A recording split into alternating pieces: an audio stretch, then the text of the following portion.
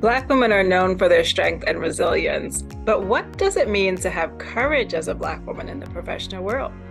I can't wait to break that down in today's episode of Courage Over Fear. I'm Amanda Flood, a psychotherapist and mindset coach, helping ambitious professionals reconnect to their purpose, increase their confidence, and use their degree in creative ways to amplify their impact.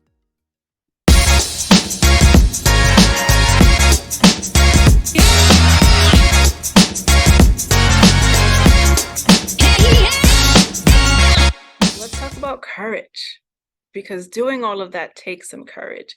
But what is courage?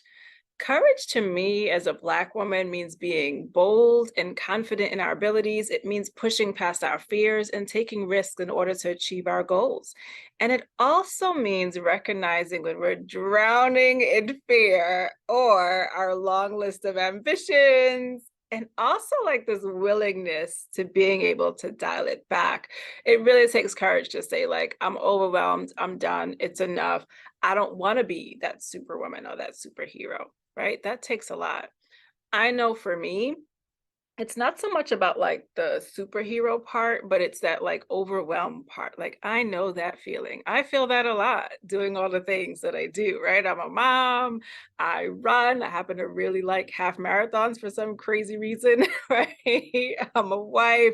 I run two businesses. One is a private practice in New York, and the other is a coaching and consultancy firm. So I'm busy to say the least. And I also love showing up in spaces like this to have conversations. I'm a mindset coach, I have a mastermind group. So, yeah, overwhelm gets up to like here sometimes, and it comes rushing in so much so that I can feel the cost. Right? Our calling has a cost, and I'm not exempt. As a speaker, as a coach, as a psychotherapist, I feel it too.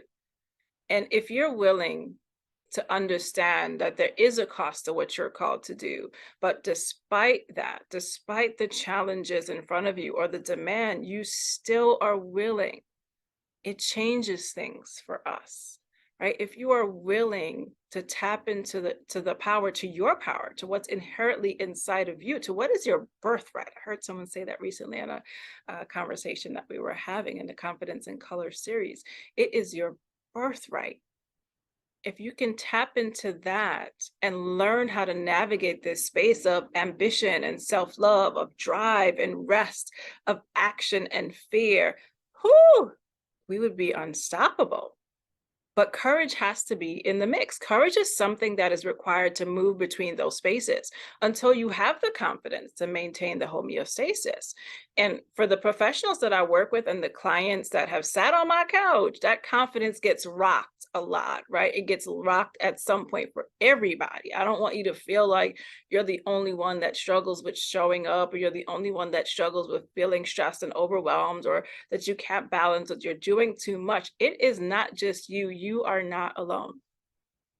At some point, we all struggle with fear and doubt and overwhelm. We all question our capacity to take on the task at hand.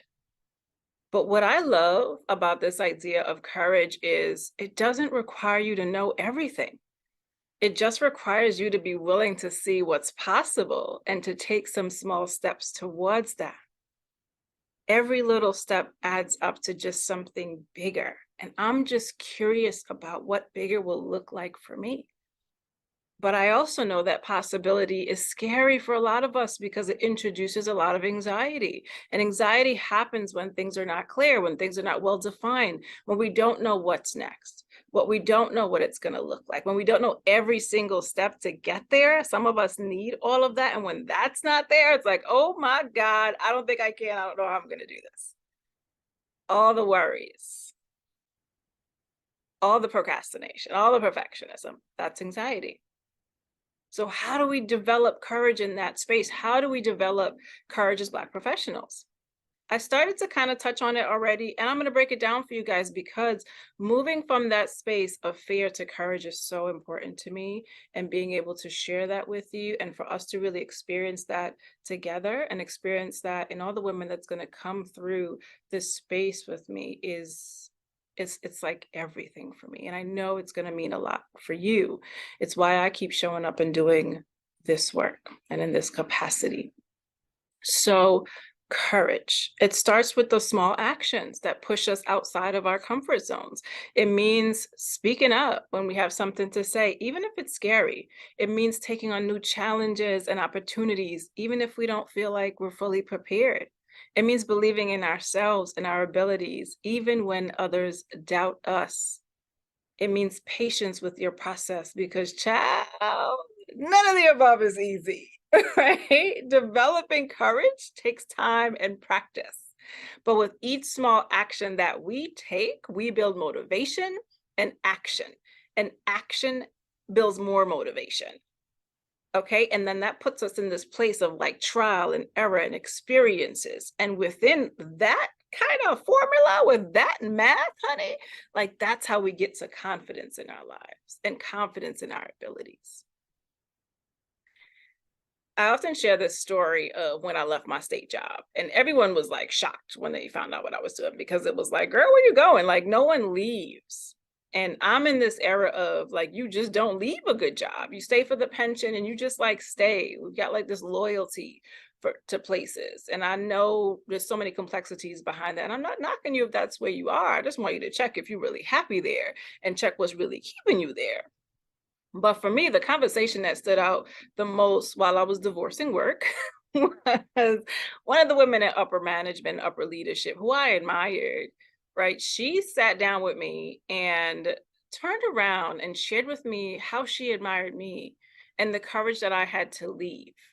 And what was coming out of her mouth and the change in her posture. So, how she delivered it wasn't in that powerful way that I knew her to be. It wasn't that strong, like, take no shit kind of lady, but it was soft.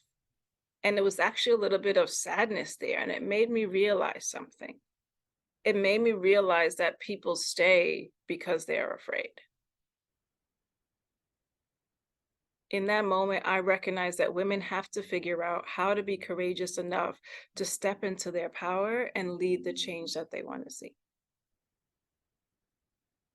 If you're like my colleague, I didn't even see her as my colleague. I really saw her as someone above that, right? But I think in that moment, we might have been on the same level. I may have even surpassed her in that moment. But if you're in that space of scared, of what ifs, of staying in situations that really aren't serving you, what we're going to talk about next will help you evaluate your life and activate your courage. See, courage is a skill that can be learned if you are willing to ask yourself some tough questions and do a little bit of work behind that. But first, make sure to like and subscribe to my channel. Right? If you are listening to my channel and this is good, hit the like button now because it's about to get better. This is actually a gem from one of my keynote speaking pieces and workshops that I do across the US for women, women in business, leaders, entrepreneurs. What if you had 1% more courage?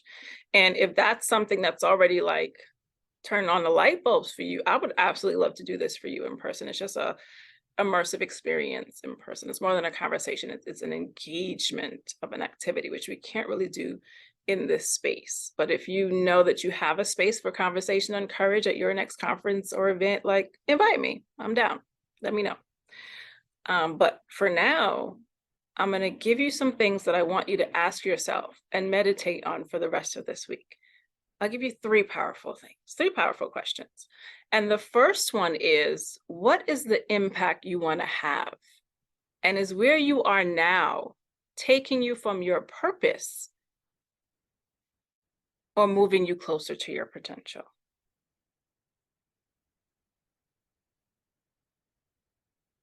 Sit with that. Write about it. Let it marinate. The second one I want you to think about is what scares you. So I want you to write down one thing that scares you about your job, right? Because we're talking about this in the context of work and how we end up in work situationships that maybe we don't belong in, right? And we spend so much time in work that it's worth evaluating how it connects to our fear and courage, our inaction, and our inability to move towards what's important to us. So write down one thing that scares you about your job and then come up with a ridiculous worst case scenario. Like, let's entertain it. What's the worst that can happen? For example, if you're scared of public speaking, imagine yourself accidentally setting the stage on fire while giving a presentation. And that might sound crazy, silly, but sometimes humor can help us see our fears in a different light. It can help us see that thing that we're afraid of may not be so bad after all, right? It's just our mind is setting us up. Okay, so you got two things to do. And now I'm going to add the third. I want you to make a list of 3 things you've always wanted to do professionally.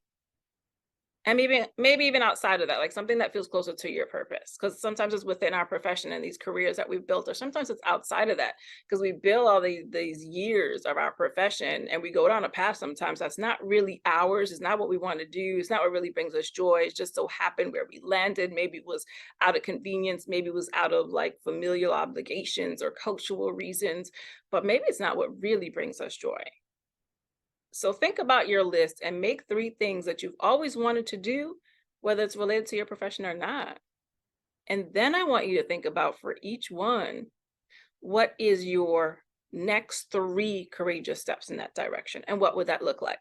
So you got to do a little bit of work under each. So this is what I would love to do, or this is what I would want to do if fear was not an issue for me, if responsibility and judgment was not an issue for me, if family and responsibility and pressure was not an issue for me. I would do A and B and C. And then I want you to think about, because we're talking about courage and taking those little steps, what would each step be? So drop 1, 2, 3 under each, right? So wow, like I would have to study XYZ. I would have to maybe just write out my ideas. I would have to think about different ways to deliver those ideas.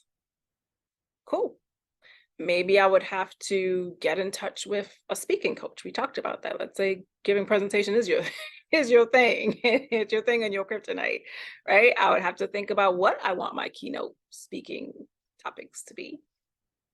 And maybe I'd have to find places to do that. Cool. So now once you have all that listed, I want you to pick 1 step or maybe even 2.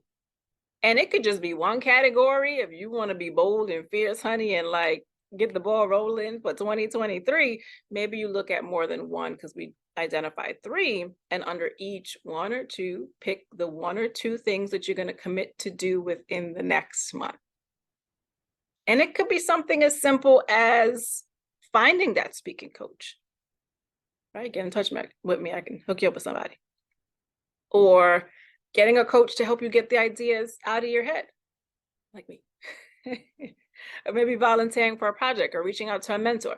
The important thing is just to take action, even if it's small, okay? Because you are the author of courage.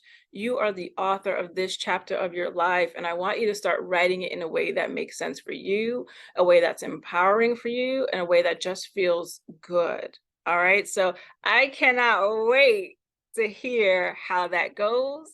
Leave it in the comments or pop over on Instagram at amanda.flood and let me know that you watched this episode on defining courage and what you worked on. I would love to hear about it, read about it, and know that I believe in you like deeply. And until our next episode, go out there, sis, and work on that belief in yourself and exercise your courage, which will move you closer to that. See you soon.